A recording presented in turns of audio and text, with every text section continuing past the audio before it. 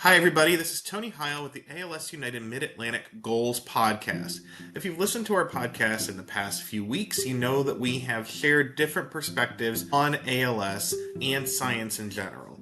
This includes people living with ALS, some of our social workers and nurses here at ALS United Mid-Atlantic. It's included researchers, and it's included people beyond ALS as well, because supporting science and supporting research leads to more treatments and better care for the ALS community. I'm really excited today to talk with my new friend and someone who's making a lot of progress in science, Irene Rombel. We met through PA Life Sciences here in Pennsylvania, and Dr. Irene Rombel is the CEO, president, and co-founder of BioCurie. It's an applied deep tech company located here in the Philadelphia area, and it's using AI-driven solutions to revolutionize development and manufacturing of different cell and gene therapeutics. Irene has over 25 years of experience working across all sorts of scientific endeavors, from pharma to biotechnology, investing, and academia, so she understands the different aspects of science that are happening right now. That includes things like finding new directions in science, understanding things like the brain or cells, etc., but also then how to adapt that to better solutions for developing scientific methods, guiding people towards a process so that they're going to get the funding they need so their project is successful. And Irene's new company, the work she's doing at BioCurie, could help other companies, not just here in the Philadelphia area, but across the country and beyond, to invest more in new therapies for diseases like ALS, Alzheimer's, anything really, including a lot of rare diseases, which we'll talk about today. So, Dr. Rombel, Irene, thank you for talking today. Thanks, Tony. That was a great introduction. I think you've pretty much summarized my whole career in a nutshell. So, before going too much into what I said, have you always had a interest in this kind of work in terms of developing therapies? What was your initial interest in science that started this journey? Absolutely. So actually, the name BioCurie has the word Marie Curie, Curie's name in it, and that's because at the age of 12, I had an epiphany that science is one of the most exciting careers with the potential to help so many people, especially patients. So since then, I've been really devoting my life to this endeavor, and so going, as you mentioned, from academia through investing in industry, but always with a common theme of how do we use innovative technologies to help patients, and in this case really improve patient access to life-saving therapies, particularly for rare diseases. And in terms of my research career, right from the outset, it's really been focused on genes. So fortunately, when I did my PhD was at a time when really there was a bit of an explosion in genomic medicine, including sequencing of the human genome. And so that's really been a continuing, theme throughout my whole career. And I know that over 25 years ago, we had not yet mapped the human genome. It was an idea, it was in the process. And so, having seen the development in technology and what we know about genetics now, what were some of the things that excited you or that people should maybe know about, those key milestones that maybe influenced your career? So coincidentally, it was exactly 25 years ago that the human genome was completed. And in fact, at that time, I was an assistant professor at UT Southwestern Medical Center in Dallas at a Center for Biomedical Inventions. And I invited Craig Venter, who was one of the people that really spearheaded sequencing the human genome, to be my keynote speaker at UT Southwestern. That was a month before he was on the cover of Time magazine along with Francis Collins. So that's when we first had the blueprint of the human genome. That was just the beginning, because then everybody was excited, but then they're like, well, how on earth do we actually sequence patients? Because then it cost billions of dollars probably to sequence and construct that first blueprint. Today, we are now, at $1,000, or I'm not sure exactly what the price point is, but at a very tractable price point for sequencing a whole patient's genome. So that's profound. And that's due to technological improvements along the way, such as high throughput, next generation sequencing. I'm happy to say that when I was an investor, one of the companies that I invested in was actually the technology was Solexa, which now forms the basis of Illumina's, next-gen sequencing platform. So that was, almost 20 years ago. So again, the technology has really gone from pure basic research thanks to the funding of the government, all the way through to, mainstream medicine. Now we have to figure out how do we adapt those technologies to make affordable and accessible therapeutics, which is a whole, brand new application of the technology, because it's one thing to have the roadmap, but how do you actually turn that into something actionable and then turn that into a therapy that can actually help patients? You and I were talking recently about Henry Ford looking at cars versus other things, and I'll let you explain that. But when you're looking at mapping the genome versus genetic medicine, is it like Henry Ford then? Like, it's one thing to understand that we all have genes and chromosomes, but it's another thing to take that leap and have the imagination of science to see how that translates. Yeah, absolutely. So the quote that I love from Henry Ford is, at the time everybody was thinking about faster horses, or the analogy to that. And so we have to think beyond faster horses. And that's really what's one of the things that inspired me and my co-founder, Richard Bratz, at BioCurie. And he's actually very complimentary to me in that he's a chemical engineer and computer scientist, and likewise has spent the last 25 plus years working towards, how do we improve processes in manufacturing of life-saving therapies. And so, we realized that the disconnect between, the potential of medicines versus what, the challenges in terms of developing and manufacturing these therapies today is so profound that little incremental improvements in technology aren't really going to move the needle. We really have to do something profound. In other words, like going from faster horses to automobiles. And so that's what we're trying to do at BioCurie. And actually, that's what a lot of people are trying to do with these different therapeutic modalities. So today, you're going from, for example, patient-specific CAR T-cell therapies or AAV therapy now to, people are moving towards in vivo CAR T therapies, where you're delivering the nucleic acid to the patient and using the body to produce these therapies endogenously. So we're seeing a lot of profound innovation across many different, ends of the whole end-to-end spectrum, from discovery through process development as well as manufacturing. It's really exciting, and it's something that couldn't have existed 5 years ago, probably, your work at BioCurie.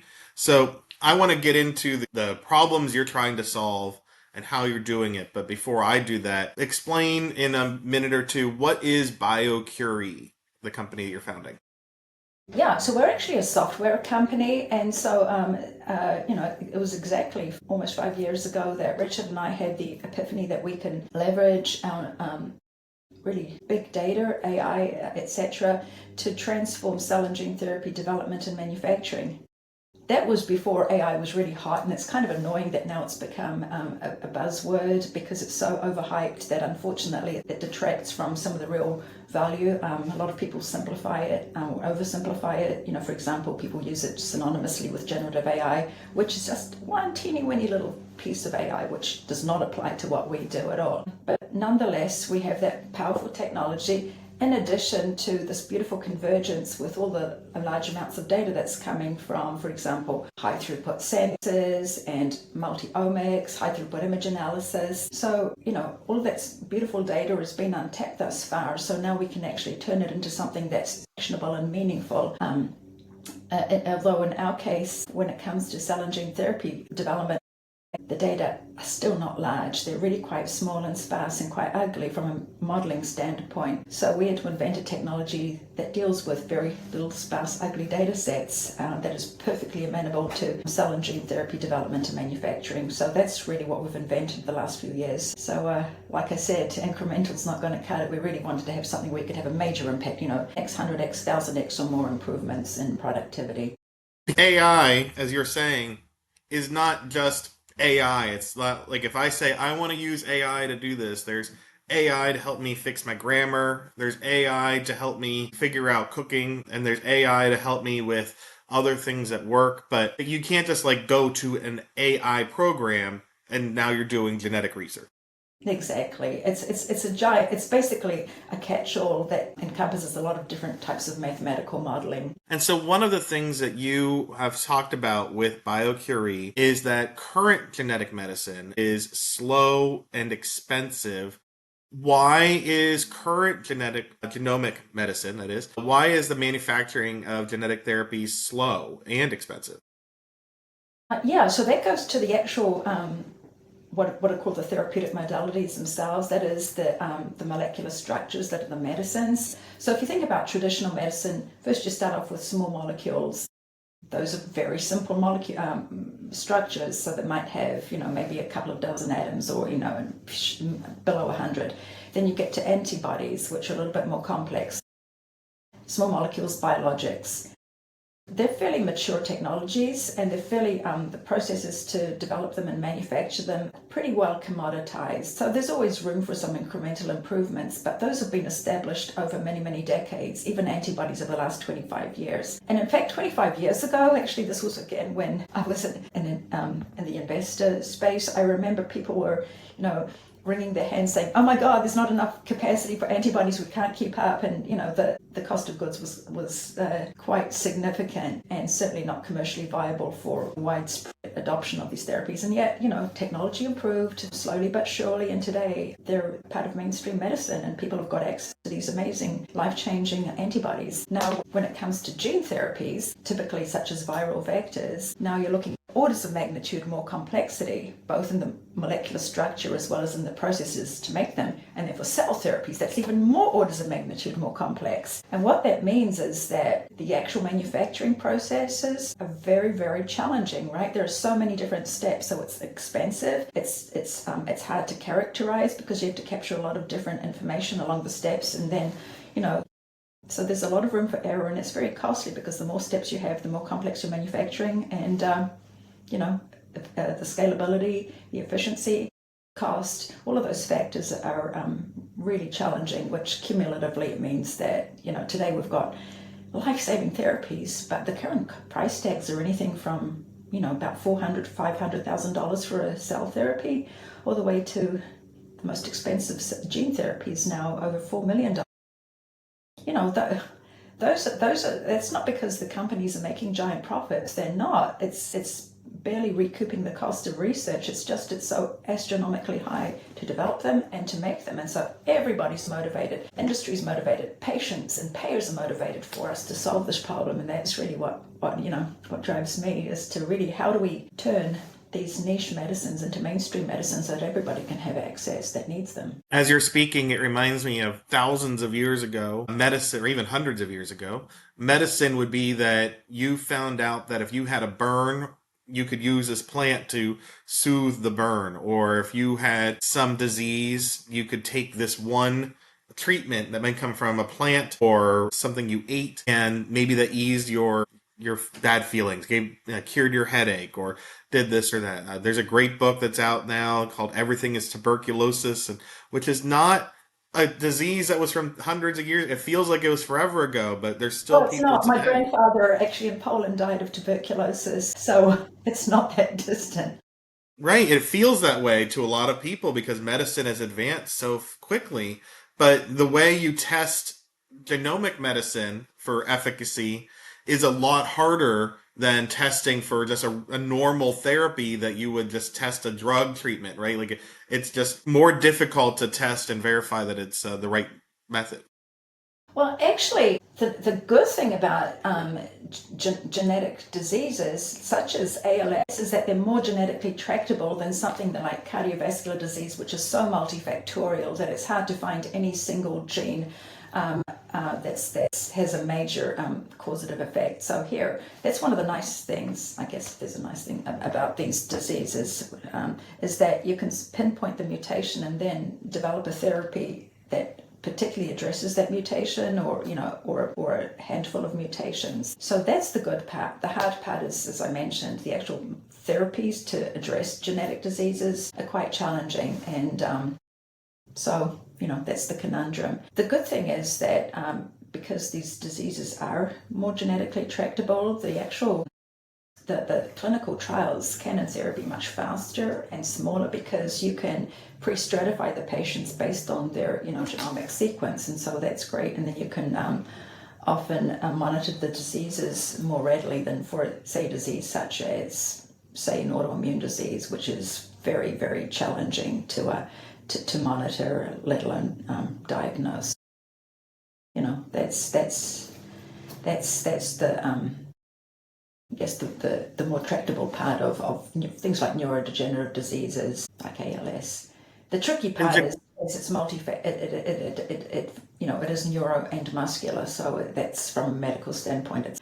it's more tricky. And then how do you actually deliver it? So delivery of these therapies is that's a whole other discussion we could have. So that's challenging too. And we're certainly not trying to solve everything, because there are a lot of great companies and research institutes around the world that are trying to solve different parts of this. But, together we are solving the pieces of the puzzle. And I think that's the really exciting part. And I think most people don't understand genetic therapies. If they did, you'd be out of a job because there'd just be so many people doing it. But the Actually, I know people sometimes say it glibly that they'd love to be out of a job. Yeah, I'd love to be out, yeah, a job where, once we have genomic medicines, accessible, affordable, scalable, etc.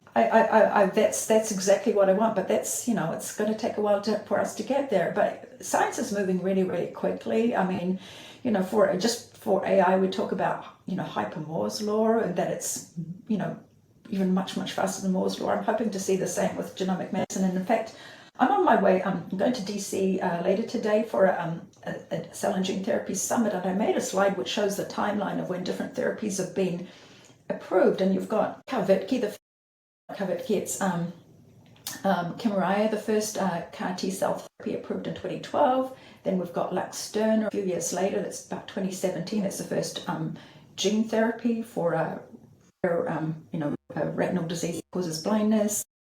And then in 2023, we've got 2 gene therapies for sickle cell disease. And then this year, I'm sure many of you have seen the news about little baby KJ, who was treated at CHOP with the first personalized gene editing medicine that treated and cured his rare metabolic disease within 6 months. That's from 6 months from birth, treatment figuring out to treatment.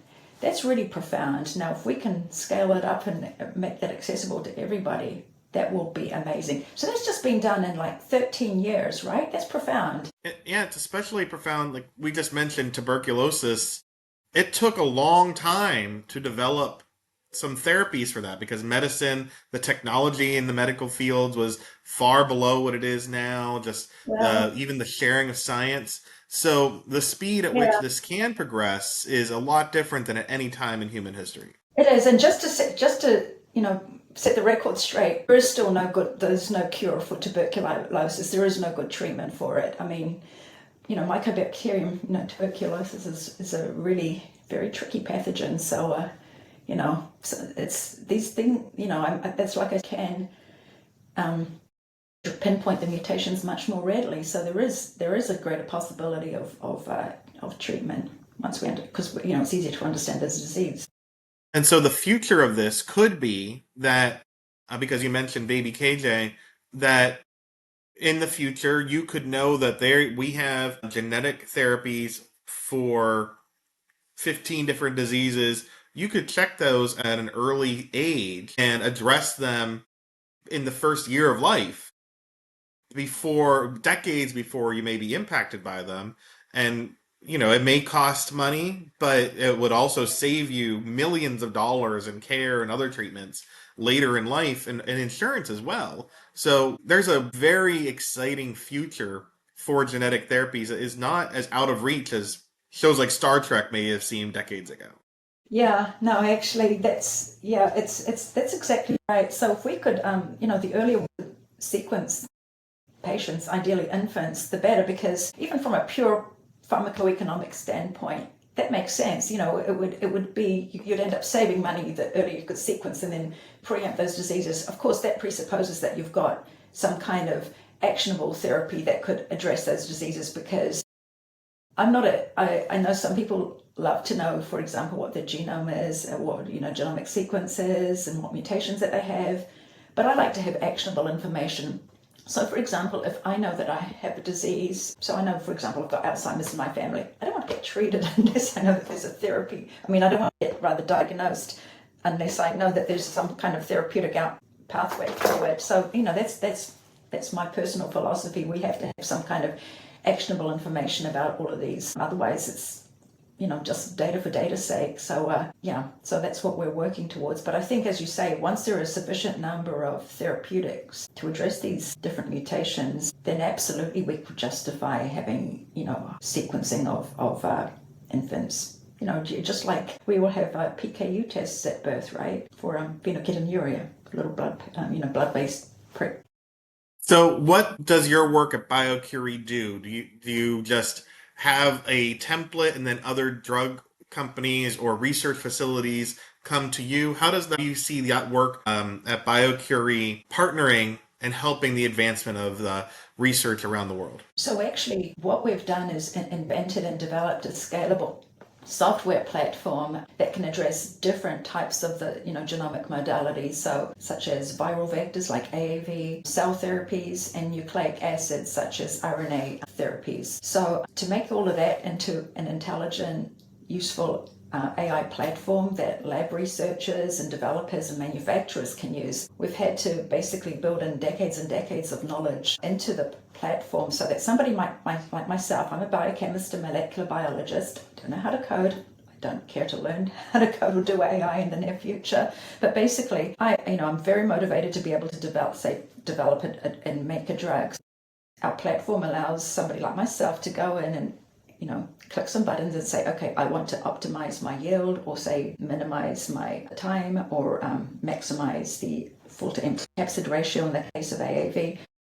Click some buttons, input my data, just drag and drop, and then let the software do millions and millions of simulation to tell me what my optimal recipe is, that this is your optimal recipe for making such and such a product with such and such a yield. That's exactly what we have now developed, and so we're working with early customers and collaborators who are real pioneers in the cell and gene therapy space.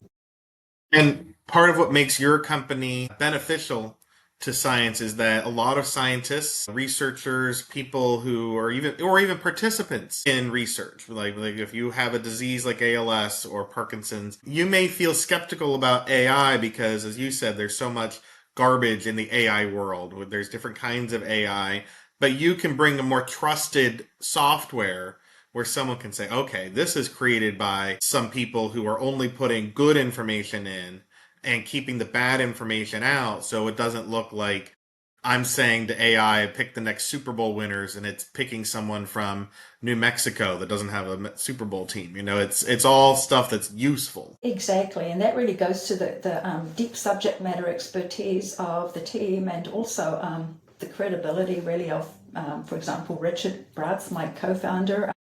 He's a well-respected thought leader in the space, both of AI and in the context of biomanufacturing.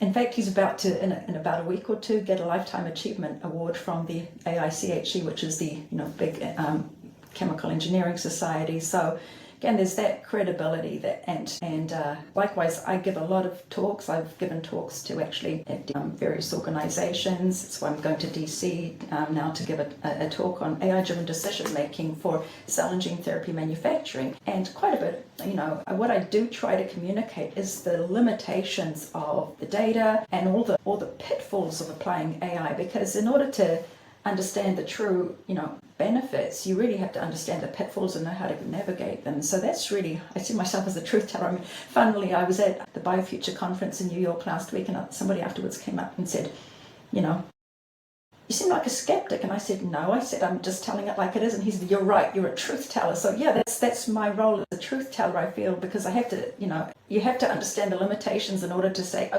this is real, and actually quantify the uncertainty, which means knowing how trustworthy your models are. So a lot of people, glibly gloss over things like uncertainty quantification.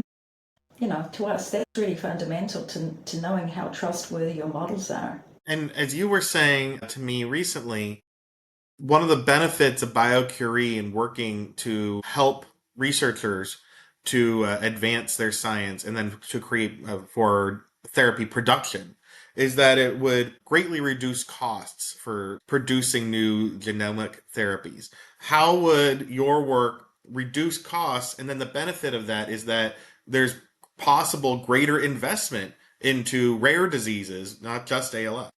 Yeah, so that's a great point. And actually, there are several factors that go into cost. One of them is time, because if you think about time value of money, that's huge. And then greater efficiency. So again, that brings down cost. Greater reproducibility and robustness. Again, fewer failures, so getting it right first time. All of that goes into reducing the cost. So cumulatively, you're thinking about, and again, from an investment standpoint, you think about, okay, how do I maximize the, net present value? So think about it in terms of, all of those different factors, but definitely reducing the cost both during development and then the actual cost of goods. So every therapy has an associated additional variable cost every time you produce it. So that's your COGS, but it's also the cost of development that's quite significant now. So if we can compress that, improve the efficiency, in a nutshell, that is how you really help drive down the cost. Because at a drug company, whether it's a huge pharmaceutical company or maybe a startup, you might have someone that works on a therapy for 10 years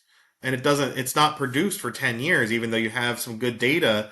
And so you're not really bringing in the revenue of that therapy for all that time. And so you could be spending millions and millions of dollars on staffing, insurance, resources like the location and all those, and not getting a return. So this could help incentivize a company and said, hey, instead of it being 10, 15, even 20 years to get this promising therapy, we could be cutting that by half or more.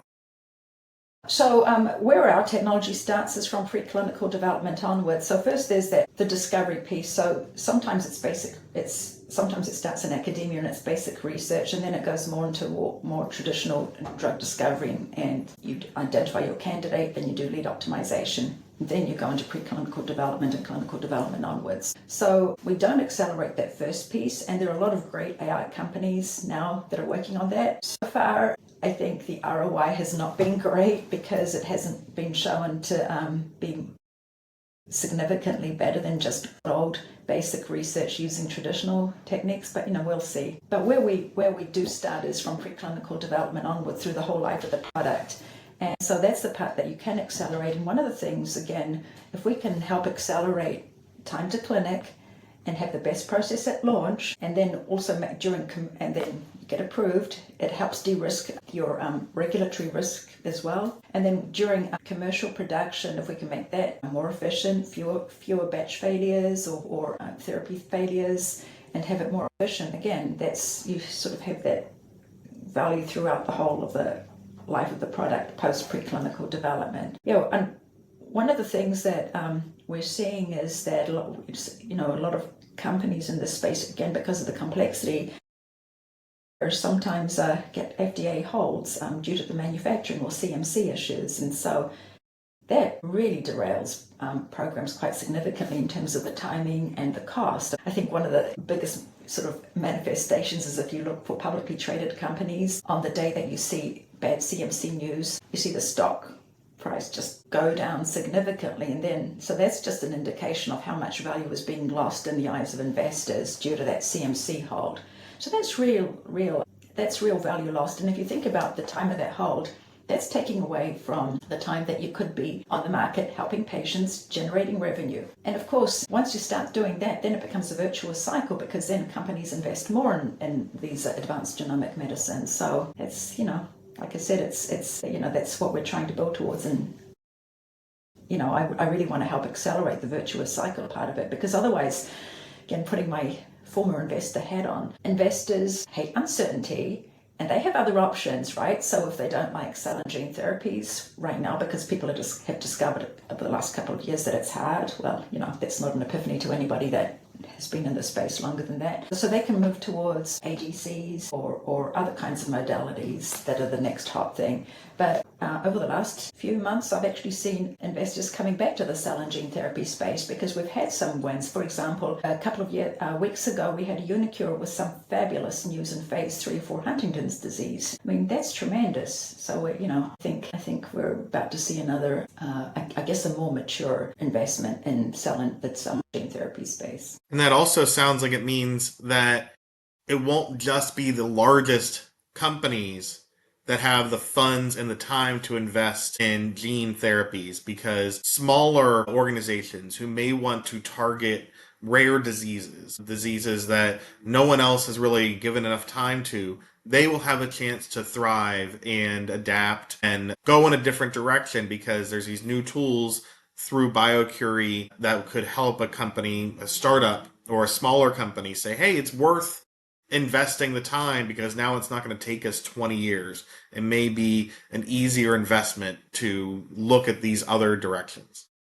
Exactly. And keep in mind that for a smaller company, their threshold, the revenue threshold for a commercially, viable product is different than for a big pharma. So I think that's very true. And in the future, of course, once those companies, the smaller companies, show success, then often they get acquired or the products get licensed by the larger pharma. And of course, so that's what's happened to a number of the cell and gene therapy players, and especially in recent months, you've seen a lot of acquisitions of the in vivo CAR T companies, which is really exciting. It is really exciting, and it's really great that it's happening right here in our region. I know you've developed a lot of relationships through this work, that you're talking with some top researchers across different kinds of science and genomics in our area. So, what has the response been from the scientific community once they hear your methods and what you're doing? Have they been like, this is going from horses to cars type of thing? Is that the kind of response you're getting from people, or maybe you have to educate them on what this means? Yeah, so actually we are, of course, talking to a lot of both innovative companies, including larger companies, as well as the research institutes, the best of the best in the space. And yeah, they are very interested, and again, because of the credibility of the team that we have, as well as the actual underlying science, people are really excited by the potential. So I'm very, very happy, and especially being in the greater Philadelphia region, because sometimes it's called Silicon Valley, because, a lot of the world first in cell and gene and nucleic acid therapy came out of Penn, came out of CHOP, etc. So we're really in a dynamic place. And then tomorrow I'm going to DC to the Children's National Hospital, which is also doing some fabulous work in cell and gene therapy. So, it's a great region to be in. Well, that's really exciting. I'm excited because I know people here who have been using genetic therapy. Saldi is a recently approved drug for ALS therapy, and has a podcast here with Rochelle Green, who I encourage people to go back to our podcast archives and video to see my conversation there about her process of being a participant in the study and how she's using that therapy. And then we also work with genetic counselors in our area. I imagine that this science that you're providing, this data, you'll be talking in the future with genetic counselors at even clinics and how they communicate with patients about the promise of research. And maybe it's going to be even more encouraging to people to participate in studies, because you know that you're not waiting 30 years down the road to get an answer. You say, Tony, you have these diseases in your family. Come join us, even just to participate in the data collection, because it's worth your time. Yeah, absolutely. So before we finish here, the website is biocurie.ai. I want to let everyone know, if they want to learn more, what should they look for? How should they get engaged with BioCurie for the future? Yeah, great. So I actually there's a contact button there, so any messages will definitely come to me. So yes, please reach out if you're interested in us or interested in about the space in general, because part of my mission is really to educate people about the potential of genomic medicine, and then how to really improve patient access, which is really what drives me day and night, literally. Well, what drives us is finding new treatments and therapies to treat or cure ALS, improve better care. And the work that BioCurie is doing gives us a lot of hope and excitement that there's more things on the horizon that we can't even imagine today. And that's why ALS United Mid-Atlantic will be partnering with all of the people that we can to collaborate towards a better future for ALS. And that's going to benefit other diseases and other communities as well. Irene, I'm really looking forward to sharing more of your information and story at some events and things in the future. And I'm excited for what you're going to get to do. Again, her website is biocurie.ai. Our website is alsmidatlantic.org, or you can follow us on social media at alsmidatlantic. Together, we end ALS. Irene, thank you for your work, and I look forward to seeing what you're going to do next. Thanks, Tony. Again, follow us, subscribe, leave your comments, because it helps us in ALS awareness, and look for some future episodes on Spotify, iTunes, and YouTube.